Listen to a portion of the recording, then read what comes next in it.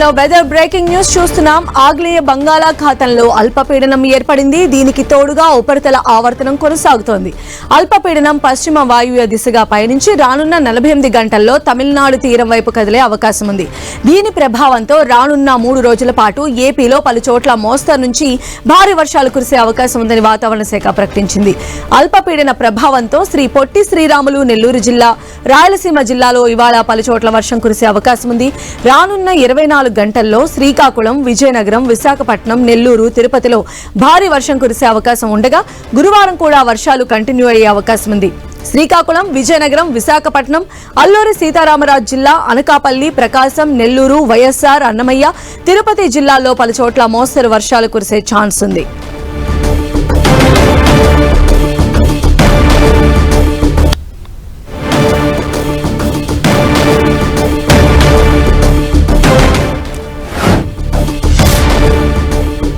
అల్పపీడన ప్రభావంతో సముద్రం అల్లకల్లోలంగా మారింది. అలలు భారీగా ఎగిసిపడుతూ ఉన్నాయి. అలల తాకిడికి విశాఖ వైఎంసీఏ దగ్గర తీర ప్రాంతం కోతకు గురవుతోంది. పూర్తి డీటెయిల్స్ తో మా ప్రతినిధి జార్జ్ మనకు అందుబాటులో ఉన్నారు. జార్జ్,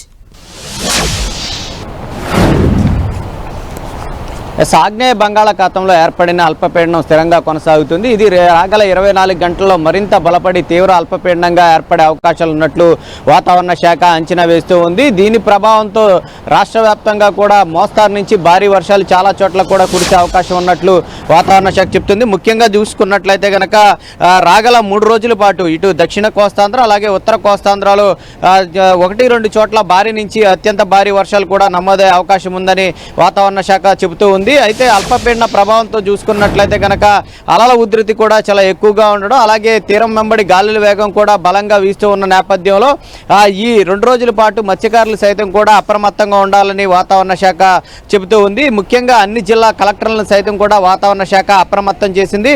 ఎందుకంటే ఇప్పుడు వరి పొలాలన్నీ కూడా చేతికి వచ్చే సమయం కావడంతో రైతులందరినీ కూడా అప్రమత్తం చేయాలని హెచ్చరికలు జారీ చేసింది. ఎవరైనా పంట పొలాలు కనుక కోయకుండా ఉంటే వాటిని వాయిదా వేసుకోవడం, ఒకవేళ కోసి ఉన్నట్లయితే కనుక ఆ పంటలను భద్రపరచుకోవాలని చెప్తూ ఉన్నాయి. ముఖ్యంగా చూసుకున్నట్లయితే కనుక ఈ వాతావరణంలో మార్పులు కారణంగా చూసుకున్నట్లయితే దాదాపుగా ఏడాదిలో చూసుకున్నట్లయితే కనుక 6 నుంచి 7 అల్పపీడనాలు మాత్రమే ఏర్పడే ఛాన్స్ ఉంది. కానీ ఈ ఏడాది చూసుకున్నట్లయితే కనుక దాదాపు 15 వరకు అల్పపీడనాలు ఏర్పడ్డాయి. కేవలం ఈ ఒక్క నెలలోనే 3 అల్పపీడనాలు ఏర్పడి మొత్తం రాష్ట్ర వ్యాప్తంగా కూడా విస్తారంగా వర్షాలు కురవడం జరిగింది. మరొకసారి చూసుకున్నట్లయితే కనుక వైఎంసీఏ బీచ్ వద్ద చూసుకోవచ్చు. అల్పపీడన ప్రభావంతో చూసుకున్నట్లయితే కనుక అలల ఉధృతి కూడా చాలా ఎక్కువగా ఉంది. ఇక్కడ వైఎంసీఏ వద్ద తీరం కూడా చూసుకున్నట్లయితే కనుక కురుసురా సబ్మెరీన్ దగ్గర నుంచి వైఎంసీఏ బీచ్ వరకు కూడా చూసుకున్నట్లయితే తీరం మొత్తం కూడా కోతకు గురవుతున్న పరిస్థితిని అయితే చూసుకోవచ్చు. భారీగా అయితే కోతకు గురైన పరిస్థితిని అయితే మనం స్పష్టంగా చూసుకోవచ్చు. అలల ఉధృతి ఏ విధంగా ఉందనేది దీన్ని బట్టే అర్థమవుతుంది.